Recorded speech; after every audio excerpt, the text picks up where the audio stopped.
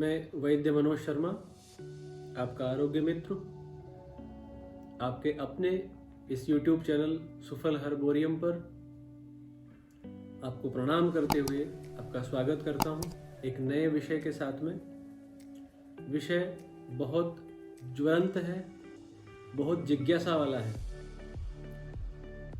मेरी daily practice में patients से एक चीज़ बार बार निकल के आती है कि हम बीमार हैं और फिर भी बीमारी का पता नहीं है।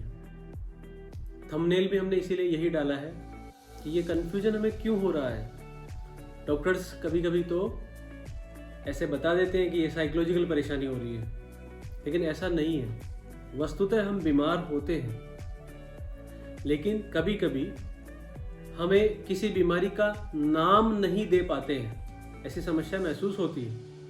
और ये वास्तव में समस्या नहीं है, ये आयुर्वेद के आचार्यों के पास भी ये समस्या थी और इसलिए उन्होंने सिद्धांत ऐसा लिखा है कि जरूरी नहीं है कि किसी बीमारी को हम बीमारी का नाम दें। जो वात, पित्त, कफ त्रिदोष हैं और जो सप्त धातु हैं, रस, रक्त, मांस, मेद, अस्थि, मज्जा, शुक्र, और जो इनके मल हैं, मल, मूत्र, स्वेद, कर्णकीट, नासामल, जिह्वामल, इस तरह से अनेक जो मल हैं, ये सब कारक हैं हमारे। इनका यदि संचय हो जाए, इनकी मलों की क्रिया प्रॉपर नहीं हो और संचय हो गए, दोष अपने स्थान से निकले और कहीं संचित हो गए, रुक गए। इसी तरह से धातुएं, जो टिश्यूज हैं, रस, रक्त, मांस, मेद आदि, ये बनते बनते कहीं रुक गई, कहीं बीच में इनका मेटाबॉलिज्म रुक गया। तो इसको दोषों के संचय को या दोषों के संग को, या फिर और आगे बढ़ जाए तो दोषों के संघात को, दो या इससे अधिक दोष, धातु या मल आपस में फ्यूज हो जाएं। बेसिकली ये अपने आप में एक प्रोटीन के फॉर्म में या किसी केमिकल के फॉर्म में ही तो हैं जो शरीर में व्यक्त हो रहे हैं। तो या तो इनका संग हो जाए, या इनका अवरोध हो जाए, या इनका संघात हो जाए, आपस में ये टकरा जाए। तो ऐसी स्थिति में जिस जगह पे ये अवरोध बन रहा है, जिस जगह पे ये रुक रहे हैं, उस जगह पे वहाँ जो ट्रांसपोर्ट करने वाली वायु है, या उस जगह में जो बहने वाली वायु है या वायु तत्व है, वह तत्व चाहे प्रत्यक्ष वायु के रूप में हो, गैस के रूप में, या फिर नर्वस सिस्टम के इलेक्ट्रिक कंडक्शन के रूप में हो, या फिर जो इलेक्ट्रिक वोल्टेज होता है सेल के ट्रांसपोर्ट सिस्टम में आयंस का, तभी इस बारे में भी चर्चा करेंगे, जो एक मैग्नेटिक फील्ड और इलेक्ट्रिक फील्ड बनता है उसका। तो ये सब भी आयुर्वेद में वायु की क्लास में ही गिने जाते हैं। इन सबको वायु से ही हम मानते हैं। नर्वस सिस्टम या फिर वेस्कुलर सिस्टम या फिर एरोमेटिक कैनाल, अपनी आहार नाल, कहीं पर भी जो ट्रांसपोर्टेशन हो रहा है ये वायु के द्वारा ही होता है। सूक्ष्म रूप से इसको अपन देखने की जरूरत है। स्थूल रूप से तो गैस बन गई, सूक्ष्म रूप से वही इलेक्ट्रिक कंडक्शन के रूप में हो गया, नर्वस सिस्टम के कंडक्शन के रूप में हो गया। ये सब वायु का एक व्यक्त करने का तरीका है। जैसे ही कहीं भी अवरोध शरीर में बनते हैं तो वायु रुकना शुरू हो जाती है। अब किस स्थान में, किस जगह, कितनी मात्रा में, किस दोष, किस धातु या किस मल के साथ वायु रुक रही है, उससे संबंधित लक्षण शरीर में प्रकट होगा, लिंग या चिन्ह शरीर में प्रकट होगा।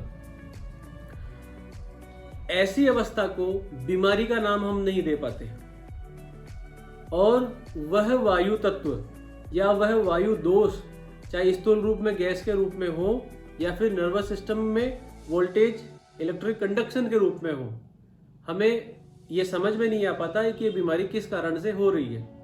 और उसके प्रभाव से मान लीजिए पेट में कॉन्स्टिपेशन हुआ, यह वायु बनी। हमारा लाइफ स्टाइल या वर्किंग स्टाइल ऐसा है कि हमें बहुत देर तक बैठे रहना पड़ता है। एक आसन में हम बहुत देर बैठे रह गए, कॉन्स्टिपेशन साथ में हो गया, या एसिडिटी बन गई, तो भी गैसियस फॉर्मेशन शुरू हो गया। ये गैसियस फॉर्मेशन जो अपने पेट में हो रहा है, ये गैसियस फॉर्मेशन कुछ देर के लिए यहाँ रुकेगा, फिर बॉडी में ये कंडक्शन दूसरे रास्ते ढूंढने लगता है, वो फिर हमारे वेस्कुलर सिस्टम में चला जाएगा, इसका मतलब आर्टरी और वेन्स में चला जाएगा, लिम्फेटिक्स में जा सकता है, हमारे सेल्स में जा सकता है, हमारे बोन्स में जा सकता है, टिश्यूज में जा सकता है, जॉइंट्स में जाके रुक सकता है। क्योंकि इनके रिफ्लक्स जैसे रेफर पेन होते हैं, रेफर पेन में हमारे जैसे किडनी है, किडनी में हमारे स्टोन हो गया, उसका रेफर पेन स्टोन किडनी में ब्लेडर की तरफ आता है, सामने की तरफ। इस तरह से रेफर्ड पेन जब आते हैं तो ये वायु को ही दर्शाते हैं कि संघात कहीं दूसरी जगह हो रहा है और रिजल्ट उसका कहीं दूसरी जगह लक्षित हो रहा है। तो यह अवरोध जो होता है, यह बीमारी हम इसको नहीं कह सकते, लेकिन धीरे धीरे ये बहुत सारी बीमारियां पैदा करेगा। यदि रेफर्ड इफेक्ट आयुर्वेद का, इसको रेफर इफेक्ट भी कह सकते हैं या फिर इसका बैक प्रेशर भी कह सकते हैं। ये दोनों चीजें बीमारी को पैदा करती हैं, लेकिन बीमारी के रूप में दिखाई नहीं देती। कोई इन्वेस्टिगेशन हमें नजर नहीं आता कि जैसे हमारे घुटनों में दर्द है। मेरी प्रैक्टिस में मैंने ये देखा है कि हम यदि कॉन्स्टिपेशन की रिकवरी अच्छे से कर ले या एसिडिटी की रिकवरी अच्छे से कर ले, या फिर जैसा आयुर्वेद में बताया हुआ है कि हमारी जो नाभि है वो सेंटर ऑफ मास है बॉडी का, उस नाभि में कहीं विकृति आ जाती है तो आंतों का डिस्प्लेसमेंट हो जाता है, उसको यदि वापस रिप्लेस कर दिया जाता है तो गैसेस फॉर्मेशन बंद हो जाते हैं। या कॉन्स्टिपेशन है, उसका हमने ट्रीटमेंट प्रॉपरली कर दिया तो वायु का रिटेंशन वहां से हट जाएगा। जैसे ही वहां से वायु का रिटेंशन हटेगा तो यहाँ से जो मसल और टेंडन और लिगामेंट के अटैचमेंट है जो घुटनों तक जा रहे हैं, पेट से, पेट के मसल्स से, मेजेंट्रीज से, वो सब रिलैक्स हो जाएंगे, हमारे घुटनों में दर्द में आराम हो जाएगा। अब वो केस आर्थराइटिस का नहीं था या ऑस्टियोआर्थराइटिस का नहीं था, केस था हमारा पेट से संबंधित। हमने उसको प्रॉपरली ट्रीट किया, प्रॉपर डायग्नोस किया, तो वो संघात हमने तोड़ा, वो अवरोध हमने तोड़ दिया, पेशेंट को रिलीफ आ गया, उसको घुटने चेंज कराने की जरूरत नहीं पड़ी। तो एक चीज हमें विशेष ध्यान रखनी है हमें स्वस्थ रहने के लिए कि हमें कॉन्स्टिपेशन एक दिन के लिए नहीं हो।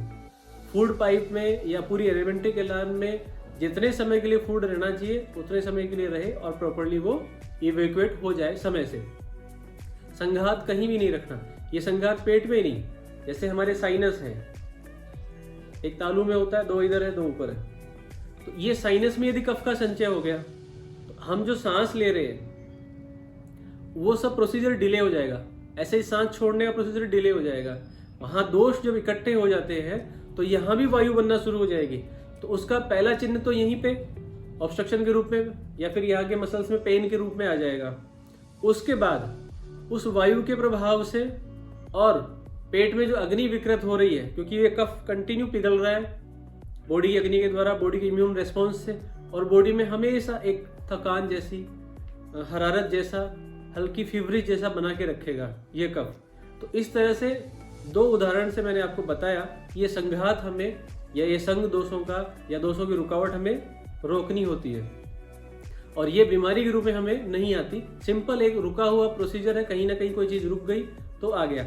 इसमें एक एडवांस स्टेप होता है, जब ये रुकावट बहुत ज्यादा होने लगती है तो उस जगह फिर बैक्टीरियल कॉलोनीज डेवलप होने लग जाती हैं, तब वो इन्फेक्शन के रूप में आता है। उससे हम फिर जब ट्रीटमेंट करते हैं, चाहे एंटीबायोटिक से ट्रीटमेंट करें या जो आयुर्वेद में जीवाणुघ्न औषधियाँ आती हैं उनसे ठीक करें, वो उसका एडवांस स्टेज हो जाता है। लेकिन पहला स्टेप जो है ये अवरोध ही है, उसमें हमें एंटीबायोटिक कोई काम नहीं करता और हम ये सोचते हैं कि कोई बीमारी हमारे है लेकिन बीमारी डायग्नोस नहीं हो रही है। तो एक बहुत बड़ी चीज है, एक चीज बहुत इंपॉर्टेंट है, वह है क्रोनिक टाइफाइड फीवर। इस विषय पर मैं कम से कम कोशिश करूंगा कि 2 वीडियो बनाऊंगा और आपको पूरा बताऊंगा कि टाइफाइड के मेरे जो रियल केस है वो आपको बताऊंगा। टाइफाइड ऐसी चीज है, क्रोनिक छुपा हुआ ही ऐसा रह जाता है, इसको सभी लोग, हमारे आयुर्वेद जगत के भी और आधुनिक चिकित्सक भी पूरी तरह से इसको नज़रअंदाज कर देते हैं। और मैंने जो अपनी प्रैक्टिस में यश कमाया है उसका आधा हिस्सा इस टाइफाइड के कारण से ही कमाया है। टाइफाइड इतना भयंकर अग्नि मान्य करता है, हमारे एंजाइम सिस्टम को, हार्मोन सिस्टम को इतना ज़्यादा इफेक्ट करता है कि ऐसी, आयुर्वेद में इसके लिए एक शब्द है निदानार्थकर रोग, एक रोग से दूसरा रोग बनना, और जो मूल में जो रोग है वो छुपा हुआ रह जाता है। जो प्रकट रोग है, जिसके लक्षण सामने आ रहे हैं, वह बना रहता है। ट्रीटमेंट प्रकट रोग का होता है, थोड़े दिन बाद में वह रोग फिर से आ जाएगा या फिर कोई नया रोग आ जाएगा, पेशेंट हमेशा बीमार ही बना रहेगा।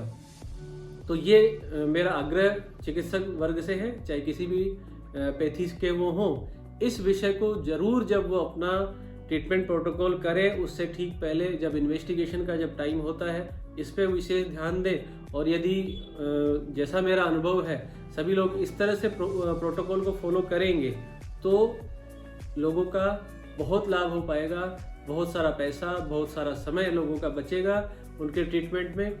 2 विषय मैंने प्रमुखता से लिए हैं, क्योंकि इन 2 विषयों का प्रचुरता से पेशेंट में मिलता है।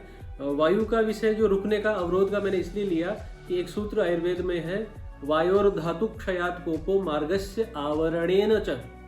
वायु का कोप तभी होता है जब या तो शरीर में धातु क्षय हो जाए, जैसे ब्लड लॉस हो जाए, किसी भी कारण से कोई टिश्यू प्रॉपर बन नहीं पा रहा हो, या कोई इंजरी के कारण से उस टिश्यू का लॉस हो गया हो किसी भी तरह से।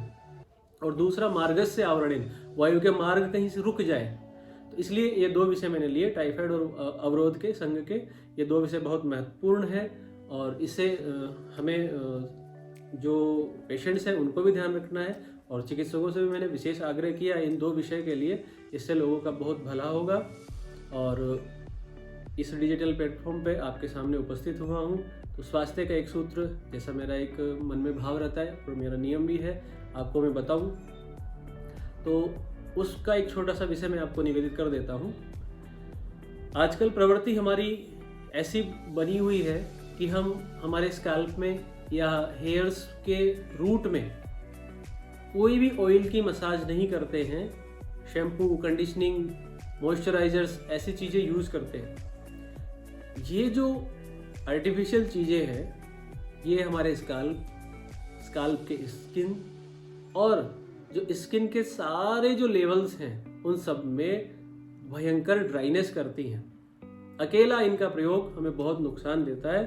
तो मेरा आग्रह यह है कि भले ही आप स्नान के बाद में बालों में, बाल की जड़ में मसाज नहीं करें, कोई बात नहीं, पोल्यूशन का डर रहता है, कोई बात नहीं। आप रात्रि में सोते समय हल्के हाथ से सरसों के तेल, नारियल का तेल, तिल का तेल या फिर किसी मेडिकेटेड आयुर्वेद ऑयल से आपकी स्किन का नेचर समझ के, आपकी कोई हेयर या स्काल्प से रिलेटेड कोई बीमारी है उसके नेचर को समझ के हल्के हाथ से जरूर या तो मालिश करें, या फिर हल्के हाथ से ऑयल के पैचेस बना के छोड़ दें।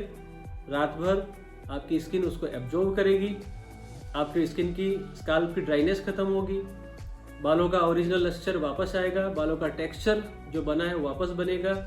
ये मेरा अनुभव है, आप करके देखिए।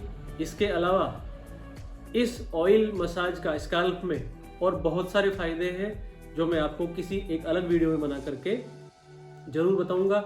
बहुत इंटरेस्टिंग वीडियो होने वाला है। अब आपसे विदा लेते हुए निवेदन करना चाहता हूँ फिर से, आयुर्वेदोपदेशेषु विधेय परमादरः। धन्यवाद।